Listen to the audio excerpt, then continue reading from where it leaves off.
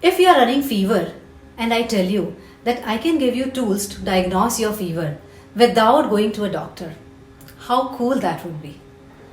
No, since I'm not a doctor, this actually would be difficult for me. But I can definitely do this for your business. I can help you diagnose the problems and challenges of your business. So today, we start with very first step of business strategy planning, which is business analysis, to help you understand strategic potential of business in a competitive landscape. I'm also going to share the entire framework of this process for you to download and use.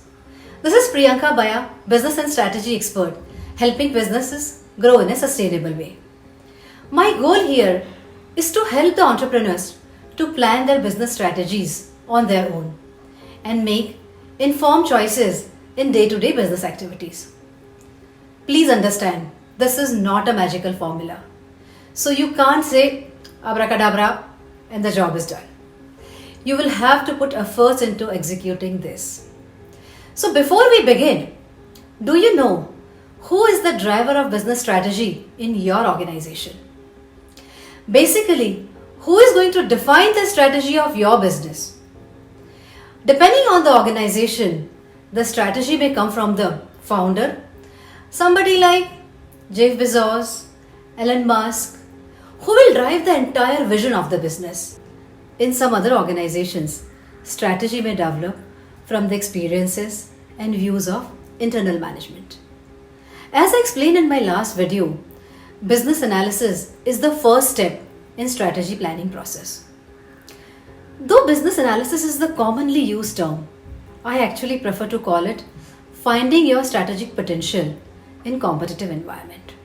Because businesses have a lot of dependence on competition and environment, and without understanding these two factors, you can't truly analyze any business. So finding strategic potential means assessing organization's capabilities with respect to external environment. So business strategies derive after considering external and internal dynamics of business.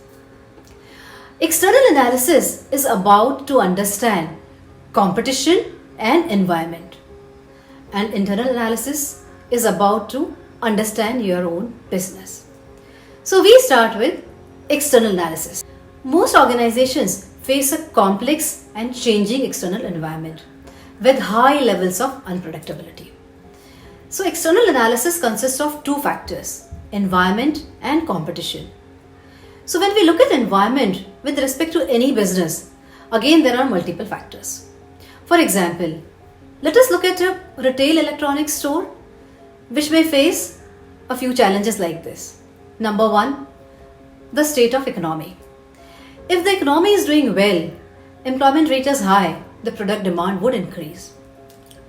Number two, product cost. This is a constant challenge for any store as price competition is very high. So you need to constantly balance between product cost, performance, after sales and customer satisfaction. Number three, changes in lifestyle.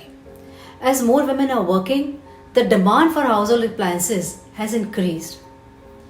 Similarly, in the bigger cities, as the houses are getting smaller, appliances also need to cater to smaller spaces. Number four, changes in technology. There is greater demand of new technology, multi-purpose devices, flatter screens, and so on. Next, new marketing avenues. So with growing digital penetration, digital marketing has become a need for almost all the businesses. Next can be changes in tech structure. Any changes in tech structure will have an impact on product cost and may affect the demand. So with a little thought, you can identify these external factors and put it together. But there are many more factors which may go unnoticed if you are not fully aware of those and the impact they might have on your business. So I'll be sharing this framework with you, which ensures that you do not miss out on any critical factor. This is known as PESTLE. PESTLE stands for political, economic, socio-cultural, technological, legal, and environmental influences on the business. Political influences like stability of the government policies, trade regulations, or tariffs. For example, any change in custom duties have huge impact on the businesses dealing with export and import.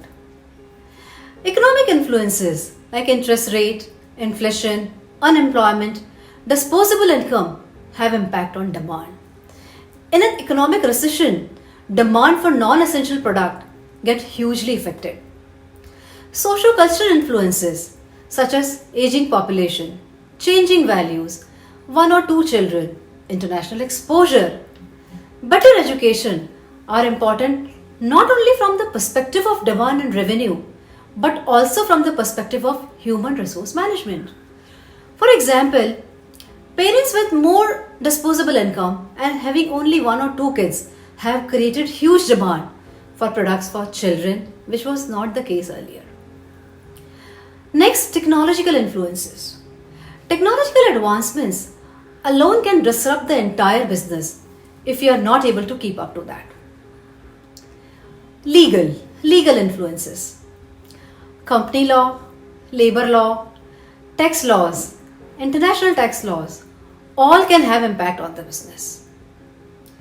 Next, environmental influences. Global warming, animal welfare, waste like unnecessary packaging are the factors impacting the choices made by consumers. For example, recycling and waste disposal industries are booming. So though I'm going to share the entire checklist with you, but the idea here is not to see it as a checklist assignment, but to identify the factors which really affect your business and to develop an understanding of how they might evolve in the future. Once you understand the external environment, you need to consider and assess your competition well. There are very few businesses which may not have a competition. But for most of the businesses, it's a reality. So you need to aim to be different or better in ways that appeal to your customers. Knowing who your competition is and how their products, services, and marketing strategies affect you is critical. Whether you are a Fortune 500 company or a small local business, competition has a direct influence on your success. So I would like to introduce a very powerful tool for you to understand your competition better, which is known as Michael Porter's 5 forces. According to Porter, the nature of competition in any industry can be explained in following 5 forces. I will also be using an example to help you understand this better. The example is very well known, Starbucks, so you'll be able to relate to these 5 forces. Number 1, threat of new potential entrants. This force considers how easy or difficult it is for competitors to join the marketplace. The easier it is for a new competitor to gain entry, the greater the risk of an established business market share being depleted. In case of Starbucks, the cost of opening a new outlet is moderate at a local level and a lot of people can afford it. But the cost and time involved in brand building is huge and that's not easy for new entrants to achieve. So this is a moderate force for Starbucks. Number 2, threat of substitute products or services. This force studies how easy it is for consumers to switch from a business product or service to that of a competitor. It examines the number of competitors, how their prices and quality compare to the businesses being examined, and how much of profit these competitors are earning. So that threat of substitutes is informed by switching cost, both immediate and long term, as well as consumers' inclination to change. In our example of Starbucks, this is a very strong force because there is high availability of substitute products at a lower price point. You can walk into any coffee shop and have coffee, and it's very easy for consumers to switch to another coffee provider. Number 3, bargaining power of suppliers. This force analyzes how much power your supplier has and how much control it has to raise its prices, which may affect your profitability. It also assesses the number of suppliers of raw material and other resources that are available. The fewer suppliers there are, the more power they have.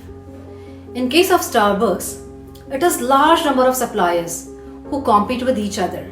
So this is a very weak force and minor issue in overall scheme of things. Next, number 4, bargaining power of buyers. This force examines the power of the consumer and their effect on pricing and quality. Consumers have power when they are fewer in number, but there are many sellers and it's easy for consumers to switch. Oppositely, buying power is low when consumers purchase products in small amounts and the seller's product is very different from that of its competitors. For Starbucks, due to low switching cost and high availability of substitute mean that consumers can stay away from Starbucks if they want to. So this becomes a strong force for Starbucks.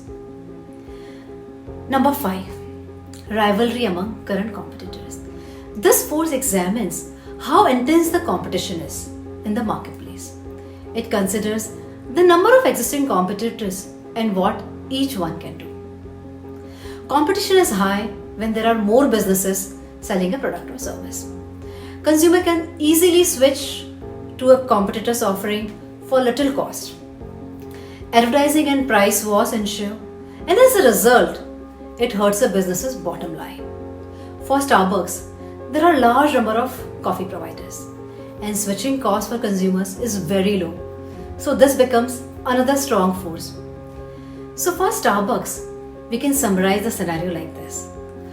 Competitive rivalry or competition is a strong force. Bargaining power of buyers, strong force.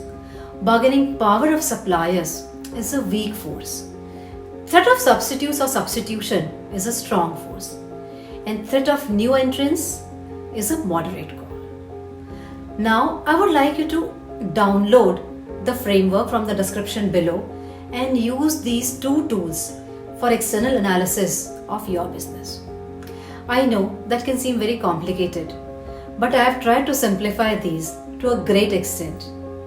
And I would also be happy to answer any of your questions related to these 2 frameworks. You can simply download and start working on these. In my next video, I'll be talking about internal analysis of business and sharing tools for the same. If you enjoyed watching this video, please like this video and comment below. If you are interested in watching entire series on strategy planning, don't forget to subscribe to my channel. Thank you for watching.